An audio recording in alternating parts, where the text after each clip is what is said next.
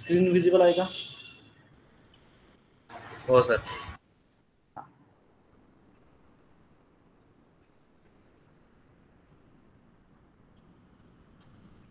बघा, हा डेटा आहे आपला, जो रेग्युलर डेटा आहे सुपरस्टोअरचा तो आहे. तर आज आपण काय पाहणार आहे बघा.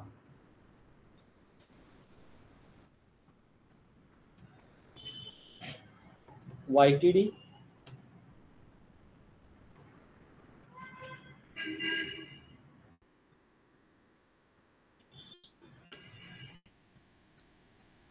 QTD MTD rank X टॉपियन.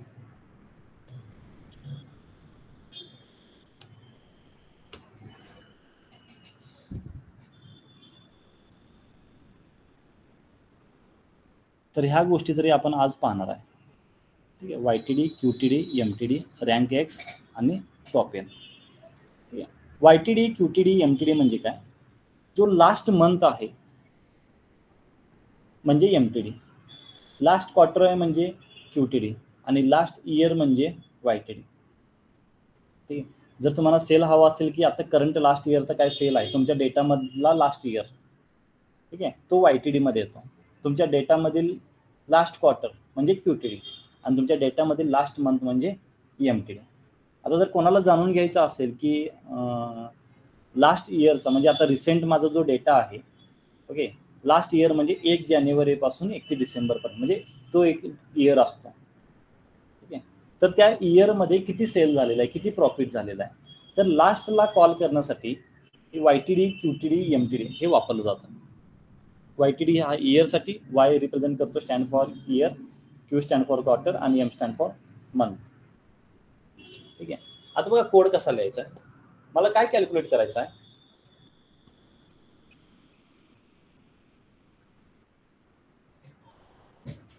बघा दोन पद्धतीने आपण कॅल्क्युलेट करू शकतो. आधी मी सिंपल दाखवतो मला. मी इथे लिहितो YTD. कॅल्क्युलेट फंक्शनचा यूज करायचा आहे. कॅल्क्युलेट फंक्शन यूज करताना मला इथे एक्सप्रेशन द्यायचं की मला काय करायचं, तर मी समेशन करणार आहे सेल्स डेटाचा. आणि इथे टेबल, अजून एक टेबल आहे, ह्याला मी डिलीट करतो, प्रॉब्लेम करेल आपल्याला. Delete from model. ठीक आहे. आता इथे मला द्यायची कंडिशन. ओके, आता कंडिशन मध्ये मला द्यायचे YTD. ठीक आहे, डेट्स YTD. आता तो काय करेल, इयर फाइंड आउट करायला चालू करेल. आता इयर फाइंड आउट करण्यासाठी त्याला डेट्स देणं गरजेचं आहे, म्हणजे कॅलेंडर साइनवाला व्हेरिएबल देणं गरजेचं आहे, तरच त्याला डेट समजेल, अदरवाईज त्याला डेट समजणार नाही. तर आपण देऊया इथे ऑर्डर डेट. आता तो काय करेल, ह्या ऑर्डर डेटमध्ये लास्ट इयर शोधेल आणि त्या लास्ट इयरचा जो सेल आहे तो सेल तुम्हाला कॅल्क्युलेट करून देईल. तो YTD मध्ये आपण स्टोअर करतो. ठीक आहे, मी इंटर करतो. बघा इथे YTD नावाचा कॉलम आलेला आहे, कॅल्क्युलेटर आलेला आहे. तर आपण काय करूया, ह्याला इथे ड्रॅग करून मी इथे घेतो आणि ह्याला आपण टेक्स्टमध्ये कन्वर्ट करू. ठीक आहे, टेक्स्ट मी काय करतो, व्हॅल्यूज आहेत ना थोडे मोठे करून देतो. आता YTD काढलेलं आहे तसं पद्धतीने मी QTD सुद्धा ड्रॉ करून कॅल्क्युलेट करून घेतो, MTD सुद्धा घेतो, मग आपण क्रॉस चेक करूया. ठीक आहे. परत मी काय करेन, मेजरमध्ये जाईन, न्यू मेजर, एकच व्हॅल्यू आहे म्हणून मेजर, इथे मी लिहितो QTD. परत कॅल्क्युलेट फंक्शन, मला सम करायचा आहे सेल्सचा आणि कंडिशन काय आहे QTD, डेट्स QTD आणि ब्रॅकेटमध्ये मला द्यायचं आहे डेट्स, कोणतेही डेट तुम्हाला जे कॅल्क्युलेट करायचे आहे, कोणते डेट्स कन्सिडर करायचे ते डेट्स, मला ऑर्डर डेट्स कन्सिडर करायचे म्हणून order date, bracket complete, QTD तयार. ठीक आहे, इथे QTD आलेला आहे. Same new measure MTD equal to calculate function sum of sales आणि एक्सप्रेशन आहे MTD डेट्स MTD आणि ब्रॅकेटमध्ये आपण पास करतोय ऑर्डर डेट ब्रॅकेट कंप्लीट. तर बघा इथे YTD आहे, QTD आहे आणि MTD आहे. ठीक आहे, आणि ह्याला मी आता साईडला घेतो. आता क्रॉसचे काय करूया आपण घेऊया बार प्लॉट.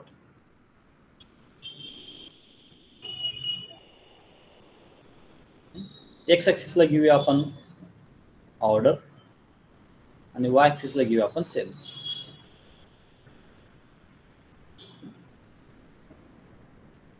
लेबल ऑन करूया तर आपल्याला समजेल व्हॅल्यूज, आणि व्हॅल्यूज आहेत ते आपण पूर्णपणे काय करूया नन ठेवूया, म्हणजे एक्झॅक्ट व्हॅल्यू काय आहेत ते आपल्याला समजेल. ठीक आहे, नन आणि डेसिमल पॉईंट आपण 2 ठेवूया. ठीक आहे, आणि ह्याची सुद्धा आपण काय करूया लेंथ साईज वाढवूया जेणेकरून आपल्याला समजेल. बघा लास्ट इयर म्हणजे कोणता इयर 2019. 2019 ची व्हॅल्यू ह्याला मॅच होते का?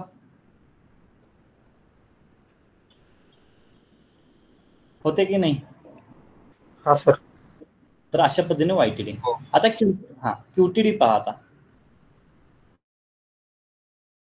हा 19 मधला 4th क्वार्टर आहे. 2019 मधला 4th क्वार्टर, बरोबर आहे ना व्हॅल्यू? आणि हा पूर्ण 19 मधला लास्ट मंथ आहे डिसेंबर मंथ, त्याची व्हॅल्यू आहे, आता इथे डिस्प्ले होत नाहीये, आपण काहीतरी जुगाड करूया जेणेकरून आपल्याला डिस्प्ले होईल.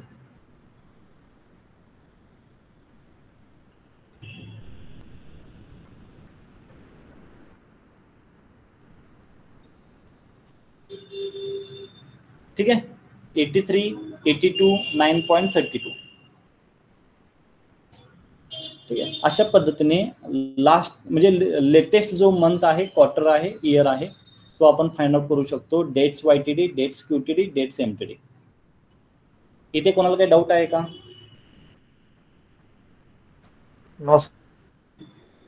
अजून एक ऑप्शन आहे कॅल्क्युलेट करण्यासाठी, select measure. Okay, total YTD. Total YTD नावाचं एक फंक्शन आहे, टोटल MTD सेम असंच आहे, फक्त without calculation function, calculate function use न करता टोटल YTD एक्सप्रेशन काय करायचं आहे, सम करायचं आहे. कोणाचा सम करायचा आहे? सेल्स डेटाचा. ठीक आहे, आणि डेट्स विचारत आहे तर आपण डेट्स देऊया ते ऑर्डर डेट कंप्लीट. तर हे टोटल YTD जे आहे हे एक तेच आन्सर आहे पण विदाउट कॅल्क्युलेट फंक्शन आहे. इंटर टोटल YTD ला इथं आलेला आहे, ड्रॅग करतो, इथे ड्रॉप करतो. ठीक आहे, आन्सर मध्ये काही चेंजेस झालेत का?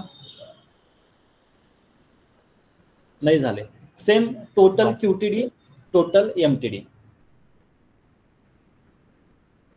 ठीक आहे, तर हा पॉइंट लक्षात ठेवा, YTD, QTD, MTD. ठीक आहे, आपण अजून प्रिव्हियस मंथचा डेटा, प्रिव्हियस इयरचा हे आपण अजून पाहिलेलं नाही आहे, किंवा लास्ट इयरमध्ये कोणता सेल होता. आता जो डेट्स इयर चालू आहे, सपोज आज आहे 2 जून, तर मागच्या 2 जून पर्यंत काय सेल होता हे अजून आपण पाहिलेलं नाही, आपण पाहणार आहे ते. ठीक आहे, परंतु स्टेप बाय स्टेप आपण जातो. तर हे लेटेस्ट मंथचा डेटा हे कंटिन्युअसली अपडेट होत राहील. जसं जसं तुमचा मंथ पुढे जात जाईल, क्वार्टर पुढे जाईल, तसं तो अपडेट होत जाईल. जर क्वार्टर संपला की तुमचा तिथे क्वार्टर चेंज होईल, ऑटोमॅटिकली तिथं डेटा चेंज व्हायला चालू होईल. ओके, हे तुम्ही कार्ड्समध्ये वापरू शकता. ओके, तुम्ही व्हिज्युअलाइजमध्ये इथे कार्ड्समध्ये सपोज MTD असेल, कुठे MTD, हा MTD, जसा मंथ चेंज होईल तसा तुमचा ऑटोमॅटिकली हा डेटा चेंज होणार आहे. आता सपोज 83.83K आहे, मंथ चेंज झाला की ऑटोमॅटिकली तिथे 0 येईल किंवा फर्स्ट डेटला तुमचा जो काही सेल येईल तो सेल्स, अशा पद्धतीने तो ॲडिशन करत करत करत तुम्हाला आन्सर देईल. आता समच का दाखवत आहे, कारण की मी सम घेतलेली आहे. जर तुम्ही ऍव्हरेज घेतला तर ऍव्हरेज येईल. इथे बघा, मी सम ऑफ ऑर्डर सेल करतोय. तुम्ही ऍव्हरेज ऑफ ऑर्डर सेल केला किंवा मॅक्झिमम ऑफ असं केला तर मंथ मधील मॅक्झिमम व्हॅल्यू जी आहे ती मॅक्झिमम व्हॅल्यू तुम्हाला इथे डिस्प्ले होईल. मग तुम्हाला मॅक्झिमम शो करायचा आहे, मिनिमम शो करायचा आहे, ऍव्हरेज, सम जे शो करायचं आहे ते तुम्हाला इथे एक्सप्रेशन मध्ये द्यावं लागेल. ठीक आहे. Next point.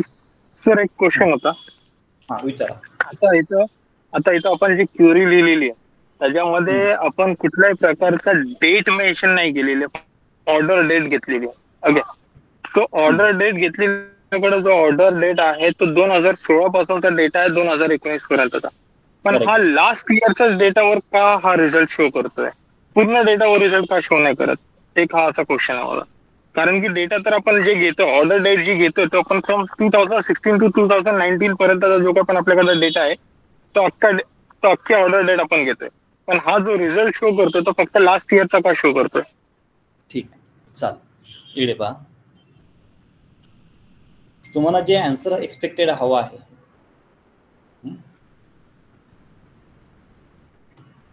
ते म्हणतो.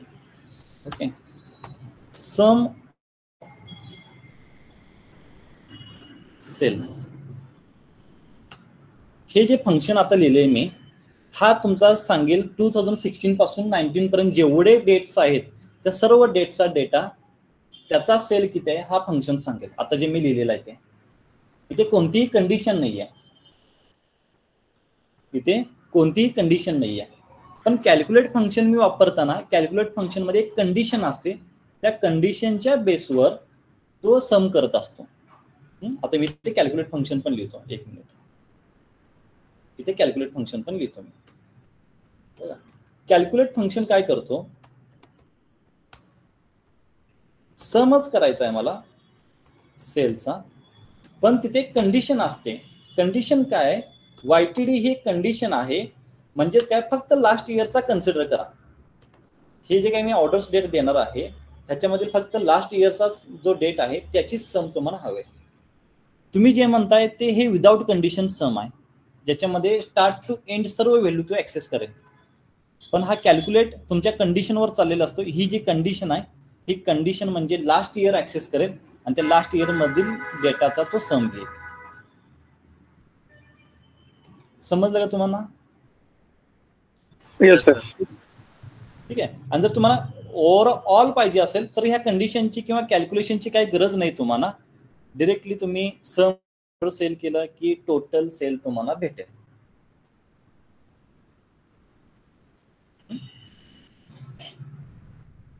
ठीक आहे. नेक्स्ट पॉइंट बघा, रँक एक्स आणि टॉप एन. आता मी तुम्हाला टॉप एन सांगतो, जे आपण फिल्टर मध्ये पाहिलेलं आहे. टॉप एन डिसेंडिंग ऑर्डर मध्ये सुद्धा असू शकतो किंवा असेंडिंग ऑर्डर मध्ये सुद्धा असू शकतो. जर मी डेटामध्ये पाहिलं, आपण डेटामध्ये पाहूया, हा जो सेल आहे, सेल मी डिसेंडिंग ऑर्डर मध्ये करत असेल तर हे माझे टॉप एन नाहीत. जर मी टॉप 3 केले, हा फर्स्ट, सेकंड आणि थर्ड, हे टॉप 3. टॉप 5 केले, 4th, 5th. ठीक आहे. डिसेंडिंग ऑर्डर, असेंडिंग ऑर्डर केला तर टॉप 1 हा, टॉप 2 हा, टॉप 3, टॉप 4. ठीक आहे. आता मला टॉप एन करायचा आहे. टॉप एन साठी जो फिल्टर आहे, म्हणजेच काय, पहिले 5 ऑब्झर्वेशन असेंडिंग ऑर्डर मध्ये, पहिले 5 ऑब्झर्वेशन जे आहेत बेस्ड ऑन सेल्स, म्हणजे जे टॉप 5 सेल आहेत, डेटा मला फक्त हवाय, बाकीचे डेटा पॉइंट्स नको आहेत. ठीक आहे. आता मी असेंडिंग ऑर्डर मध्ये टॉप म्हणते बरं का, असेंडिंग असू शकतो किंवा डिसेंडिंग असू शकतो. तर ह्यातील मला जे 5 आहेत, 1 2 3 4 5, तर एवढाच डेटा मला काय करायचा, ठेवायचा आहे आणि बाकीचे सगळे डिलीट करायचे, किंवा तेवढाच डेटा मला फिल्टर करायचा आहे. तर त्यासाठी आपण वापरतो टॉप एन. ठीक आहे. तर टॉप एन हा काय मेजर नाही आहे, कॉलम नाही, तर हा आहे टेबल कॅल्क्युलेशन. कोणता कॅल्क्युलेशन आहे? Table calculation. त्यासाठी तुम्हाला घ्यायचं आहे एक टेबल.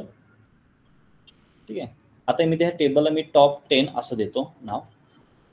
ठीक आहे, टॉप 10 मध्ये बघा टॉप n किती n व्हॅल्यूज पाहिजेत तिथे बघा एक पॉपअप आलेला आहे, तो विचारतो की n किती पाहिजेत, तर मी n लिहितोय टॉप 10 पाहिजेत मला. तर कोणता टेबल आहे, तर माझ्याकडे आहे ऑर्डर्स नावाचा टेबल. ठीक आहे, कोणत्या व्हेरिएबलनुसार तुम्ही टॉप n सर्च करताय, तर मी सेल्सचा जो डेटा आहे त्या व्हेरिएबलनुसार. आणि तुम्ही असेंडिंग बघताय की डिसेंडिंग, तर मी असेंडिंग बघत आहे.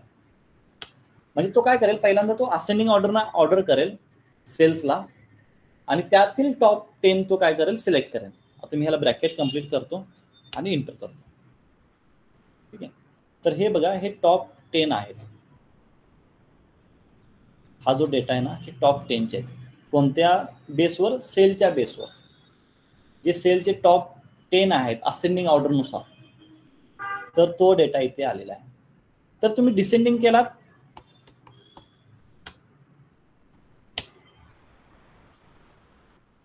तर हायएस्ट पासून टॉप 10. ठीक आहे, हायएस्ट पासून टॉप 10. इथे सुद्धा तुम्ही थोडं डिसेंडिंग करून घ्या, म्हणजे हायएस्ट पासून टॉप 10. म्हणजे मी डेटा फिल्टर करतोय टॉप. आता बॉटम म्हणजे असेंडिंग केला की ऑटोमॅटिक बॉटम होतो. ठीक आहे, टॉप सेल्स नुसार करा, क्वांटिटीनुसार करा, डिस्काउंटनुसार करा. जरी मी ते क्वांटिटीनुसार टॉप 10 घेत असेल तर इथे मी काय करायला पाहिजे, इथे घ्यावं लागेल मला इथे क्वांटिटी, किंवा डिस्काउंट जर नुसार घेत असेल तर मला इथे द्यावं लागेल डिस्काउंट. ठीक आहे, आणि इंटर. तर बघा मॅक्झिमम डिस्काउंट टॉप 10.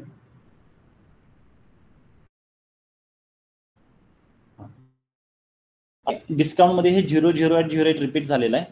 आपण काय करूया, प्रॉफिट घेऊया, म्हणजे रिपिटेशन असतील अशी घेऊया आपण. तर बघा प्रॉफिटच्या बेसवर जे टॉप आहेत, ठीक आहे, हा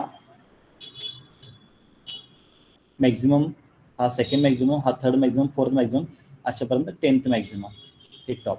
आणि जर तुम्ही असेंडिंग केला तर असं समजा की हा बॉटम आहे, बॉटम 10. -80 -65383329 अशा पद्धतीने. तर अशा पद्धतीने टॉप यांचा यूज करून तुम्ही एक नवीन टेबल क्रिएट करू शकता. ठीक आहे, इथे टेबल येईल आता एक आलेला आहे बघा टॉप 10 नावाचं टेबल. जेव्हा मी इंटर करेल तर टॉप 10 नावाचा एक टेबल इथं आलेला आहे. 2 टेबल तयार आहेत, एक आपला ओरिजिनल आणि एक आहे टॉप 10. ठीक आहे, तर अशा पद्धतीने आपण टॉप फाइंड आउट करू शकतो. हे टॉप कशासाठी लागतो, जसं सपोज आपल्याकडे सेल्सचा डेटा आहे आणि मला 1 लाख सेल्स झालेले आहेत, तर मला काय करायचं आहे, टॉप सेल झालेला 1000च्या डेटावरच अनालिसिस करायचं आहे. तर मी काय करेन, टॉप 1000 करेन सेल्सच्या बेसवर आणि त्याच्यावर मी काय करेन, चार्ट प्लॉट करायला चालू करेन. ठीक आहे, सिनारिओनुसार तो त्याचा यूज बदलतो. हा झाला टॉप 10.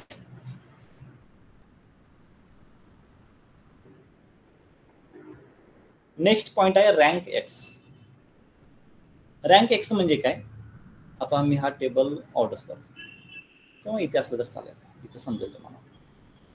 मला रँकिंग द्यायचं आहे, जसं की आपण कॉलेजमध्ये किंवा स्कूलमध्ये 1 नंबर ज्याला मॅक्झिमम मार्क आहे तो 1 नंबर, सेकंड मॅक्झिमम त्याला 2 नंबर, 3 नंबर, 4 नंबर, अशा पद्धतीने आपण रँकिंग देतो. तशा पद्धतीने आपण इथे रँकिंग द्यायचं आहे. जर तुम्ही सेल्सला रँकिंग देत असाल तर टॉपला 1 नंबर, हे 2 नंबर, 3 नंबर, 4 नंबर, 5 नंबर, अशा पद्धतीने तुम्ही रँकिंग देऊ शकता. ठीक आहे, आणि रँकिंग देण्यासाठी तुम्हाला एक नवीन कॉलम ऍड करावा लागेल, इथे रँक नावाचा असा. ठीक आहे, मी तो कोड तुम्हाला लिहून दाखवतो. आता बघा ह्याला 1 नंबर द्यायचा असेल, ह्याला 2 नंबर द्यायचा असेल, तर तुम्हाला एक कॉलम ऍड करावा लागेल. म्हणजे हा कॅल्क्युलेशन आहे कॉलमचा, न्यू कॉलम. बघा मी रँकिंग असं म्हणतो याला, रँक एक्स. टेबल कोणता आहे, ऑर्डरचा टेबल आहे. एक्सप्रेशन म्हणजे कोणत्या बेसवर तुम्हाला रँक द्यायचा आहे, तर मला सेलच्या बेसवर. ऑर्डरमधलं सेल्स, ठीक आहे, व्हॅल्यू सोडून द्या आणि ऑर्डर तुम्हाला पाहिजे डिसेंडिंगच्या बेसवर, म्हणजे हायेस्ट व्हॅल्यूला 1 नंबर, सेकंड हायेस्ट व्हॅल्यूला 2 नंबर, आणि तुम्ही रँकिंग करतो. एरर आलेला आहे.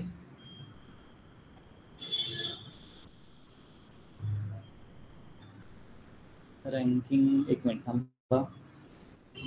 Single column sales table order तिथे कॉमा डबल झाला त्याच्यामुळे पण होऊ शकतो का? नाही, तो कॉमा तसंच आहे, त्याच्यामुळे एरर नाही. तो आर्ग्युमेंट आहे सर काहीतरी. नाही आहे, तो द्यावा लागेल असं मला वाटते. Orders comma sales comma top 10 नाही आहे, ते आर्ग्युमेंट द्यायची गरज नाही आहे. Okay okay okay, sorry sorry sorry, हा टेबल आहे टॉप 10चा आणि मी घेतो इथे ऑर्डर्समधून. सॉरी, हा टॉप 10चा टेबल आहे, ठीक आहे, आणि सेल्सचा डेटा पण टॉप 10 मधूनच घेणं गरजेचं आहे, म्हणून तो अलाइन करत नाही. सेल्स टॉप 10 मधून आणि असेंडिंग, ठीक आहे, ठीक आहे. असेंडिंग म्हणजे बॉटम व्हॅल्यूला 1 नंबर, सेकंड बॉटमला 2 नंबर, मी डिसेंडिंग करतो, म्हणजे टॉप व्हॅल्यू ही आपली फर्स्ट व्हॅल्यू असेल.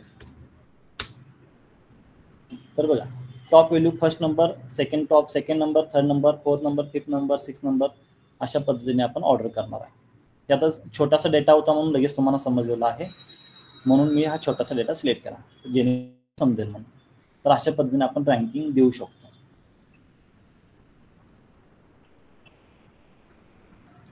ठीक आहे. आता रँकिंगचा उपयोग कुठे होईल?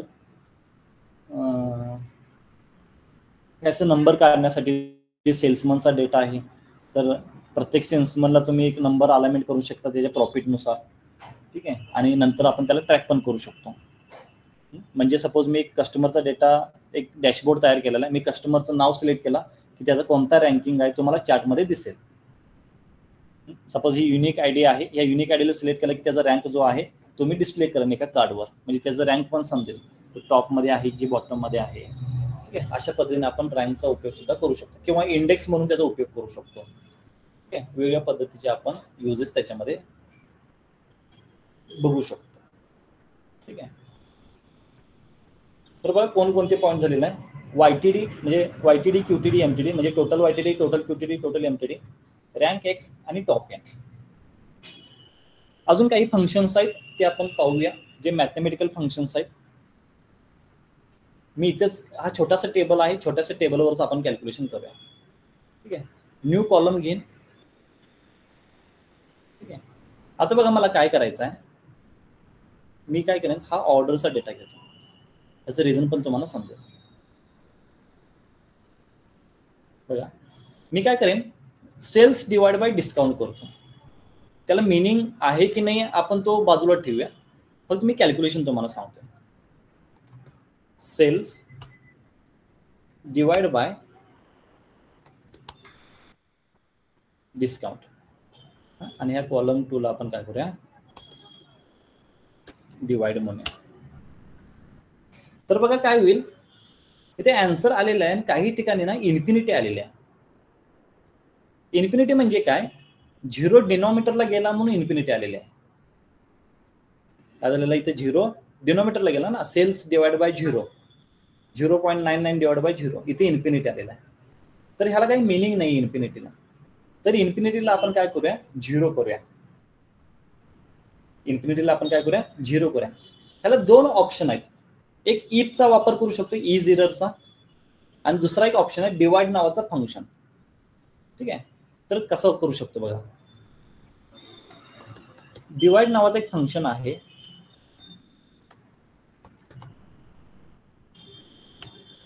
ह्याच्यामध्ये न्यूमरेटर काय आपला सेल्स, डिनॉमिनेटर काय आहे डिस्काउंट, आणि अल्टरनेटिव्ह रिझल्ट म्हणजे काय, जर तुमच्या डेटामध्ये एरर येत असेल, इन्फिनिटी म्हणजे एररच आहे बरं का, तर तुम्ही तिथे काय ऍड करणार, तर मी तिथे ऍड करेन 0. रिझल्ट आला तर ठीक, पण रिझल्ट येत नसेल तर मला तिथे ऍड करायचं आहे 0. बघा, जिथे जिथे इन्फिनिटी आहे, आता मी डिस्काउंटला काय करतो, असेंडिंग करतो, जेणेकरून तुम्हाला इथे सुरुवातीला 0 0 येतील. तर पाहू शकता सर्व ठिकाणी डिवाइडला 0 0 आलेला आहे.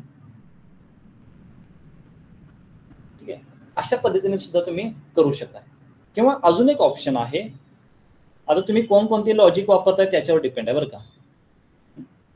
आता आपण काय करूया, if is error sales divided by discount. ठीक है,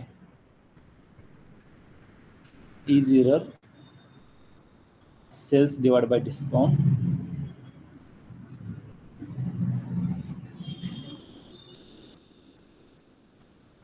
मी आधी कोड लिहितो, मग तुम्हाला एक्सप्लेन करतो. सेल्स डिवाइड बाय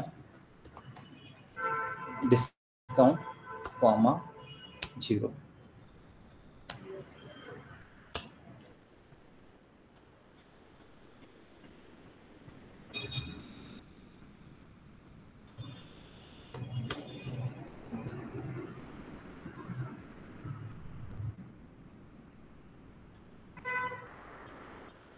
इथे बघा, हा कोड सुद्धा सेम वर्किंग करतोय. मी काय केलेलं आहे, इज एरर म्हणजे काय, जर हा कोड लिहिल्यानंतर जर एरर येत असेल, याचा अर्थ काय, जर हा कोड लिहिल्यानंतर म्हणजे हे ऑपरेट केल्यानंतर एरर येत असेल तर 0 प्लेस कर, आणि जर येत नसेल तर हे ऑपरेशन कर. बघा मी काय सांगतोय, इफ हा जो एरर आहे, इज एरर, हे ऑपरेशन केल्यानंतर एरर येत असेल म्हणजे इन्फिनिटी वगैरे येत असेल तर तिथे 0 ऍड कर, आणि जर येत नसेल एरर तर हे ऑपरेशन ऍड कर. हे सेम डिवाइड सारखंच आहे, पण युझिंग इफ कंडिशन. जे इज एरर आपण पाहत होतो ना, इज एरर त्या टाइपमध्ये. ठीक आहे, असा उपयोग करून सुद्धा तुम्ही ते कॅल्क्युलेशन करू शकता. बरं, दोन्हीचे आन्सर सेम आहेत, कुठेही चेंजेस झाले नाही आहेत.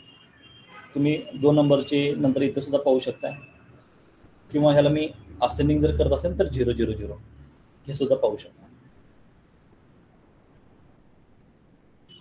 तर हे दोन्हीचा ऑप्शन तुम्ही इफचा सुद्धा वापर करू शकता किंवा त्या डिवाइडचा यूज करू शकता. नेक्स्ट बघा, आपण करूया ऍब्सोल्यूट व्हॅल्यू. आता इथे मायनस मध्ये कोण आहे का, प्रॉफिट आहे. एक प्रॉफिट आहे, त्याला मी असेंडिंग करतो म्हणजे मायनस दिसेल. हा कॉलम 3 इथे एरर आलेला आहे बरं का, आता का कारण की लिहिलेलं नाही आपण अजून. हा जो प्रॉफिट आहे त्याला मला काय करायचं आहे, ऍब्सोल्यूट करायचं आहे, म्हणजे मायनस साईन रिमूव्ह करायचा आहे. त्याला मी कॉलम 3 ला नाव देतो ABS. तर बघा, जिथे जिथे होता तिथे तिथे प्लस झालेला आहे. ठीक आहे, बघा कोणाला डाऊट लागेल विचार बरं का. नवीन कॉलम, आता मी ऍड करतोय पॉवर, मला रेस्ट टू करायचा आहे. मी काय करतो, ह्या क्वांटिटीचा आहे ना पॉवर करतो, रेस्ट टू 2 करतो. काय करायचं आहे, पॉवर, कोणाचा पॉवर करायचा आहे, क्वांटिटीचा कितीने पॉवर करायचा आहे 2, म्हणजे रेस्ट टू 2. म्हणजे 5चा आन्सर 25, 4चं 16, 8चं 64. अशा पद्धतीने म्हणजे जे आपण क्वेरीमध्ये करतो त्या गोष्टी सुद्धा ते डॅक्समध्ये होत असतात. ठीक आहे, तर मोस्टली डॅक्समध्ये करण्याचा प्रयत्न करा, जिथे पॉसिबल नाही तिथे क्वेरीमध्ये गेलं तर चालेल आपल्याला. तर ऍब्सोल्यूट झालेला आहे, पॉवर झालेला आहे. अशा पद्धतीने मॉड पण आहे. न्यू कॉलम, मॉड म्हणजे मॉड्युलस, रिमाइंडर. सपोज मी या पॉवरला डिवाइड बाय 2 केला तर, किंवा डिवाइड बाय 4 केला तर रिमाइंडर किती येतो. तर मी काय करतो, मॉड मॉड्युलस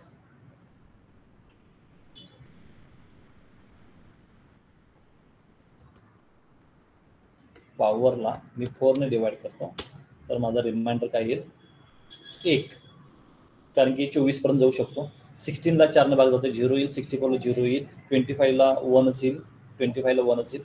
ठीक आहे, अशा पद्धतीने मॉड येऊ शकतो.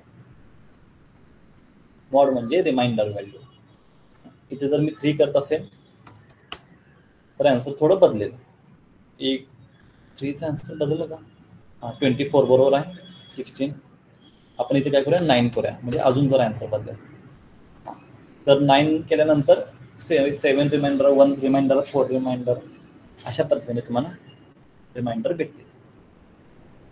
ठीक आहे. अशी छोटे छोटे मॅथमॅटिकल कॅल्क्युलेशन आपण ह्याच्यामध्ये करू शकतो. ठीक आहे. तर बघा आज आपण पाहिलेलं आहे YTD, MTD, QTD,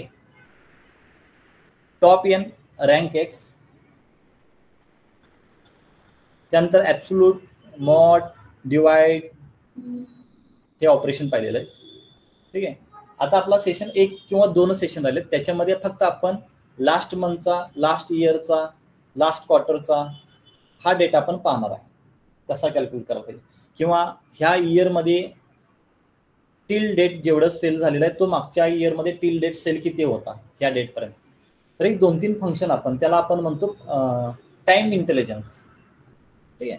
तर टाइम इंटेलिजन्सचे काही पॉईंट्स राहिले ते मी पॉईंट्स कव्हर करेन या 2 दिवसामध्ये. आपला सिलेबस म्हणजे जे मेन गोष्ट आहेत, कारण की फंक्शन जर पाहिले तर जवळजवळ खूप फंक्शन आहेत, जवळजवळ 250-300 फंक्शन आहेत. तर 250-300 फंक्शन तर आपण काय कव्हर करू शकत नाही. ठीक आहे. जे इम्पॉर्टंट आहेत, जे मेन यूज केले जातात त्या गोष्टी आपण कव्हर करतोय.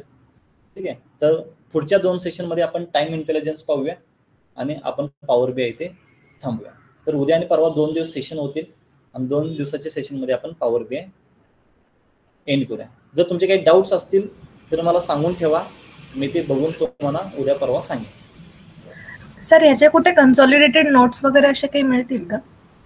बघा मी नोट्स असं नाही आहेत, आता मी हे प्रिपेअर केलेले आहेत, पण हे काय झाले थोडं ChatGPT यूज केल्यामुळे आन्सर चुकीचे किंवा चुकीचे लिहिलेले आहे तिथे. ठीक आहे. त्यामुळे हे मी तुम्हाला शेअर करत नाही आहे. सर तुम्ही एक PDF फाईल देणार होते. हेच PDF फाईल आहे. ह्याच्यामध्ये काही पॉईंट्स ना चुकलेत म्हणजे कोड इथे वेगळा आहे आणि थोडं अपडेट झाल्यामुळे पॉवर BI ते मॅच होत नाहीत. ठीक आहे. तरी हवा असेल तर मी तुम्हाला शेअर करतो. हे आपण पुढे पाहणार आहे. कुठे गेले आपण सर? आणि पॉवर BIचे इंटरव्ह्यू क्वेश्चन्स आन्सर असतील तर ते पण त्याची पण PDF शेअर करा. हो देतो. हे राऊंड सिलिंग फ्लोर हे काय सोपंच आहे का. ह्याच्यामध्ये आपण टाइम इंटेलिजन्स हे प्रिव्हियस मंथ वगैरे आहे ना, इथे आपण पाहणार आहे. प्रिव्हियस मंथ, नेक्स्ट क्वार्टर, हे टोटल YTD झालेलं आहे. सेम पिरियड लास्ट इयर, हे 2-4 फंक्शन आहेत नाही थोडे इम्पॉर्टंट आहेत. टाइम इंटेलिजन्स फंक्शन हे आता डेट्स YTD वगैरे आपण पाहिलेलं आहे. ठीक आहे. तर असेच फंक्शन आपण उद्या परवा पाहूया. ठीक आहे. तर आजचं सेशन आपण इथेच थांबवतोय, उद्या परत कंटिन्यू करूया आपण. आता ब्रेक नको, आपण 1-2 दिवस 3 दिवस काय होईल ते जेवढे दिवस तेवढे कंटिन्यू करूया, त्यानंतर तुम्हाला ब्रेकच असेल. Yes sir. ओके.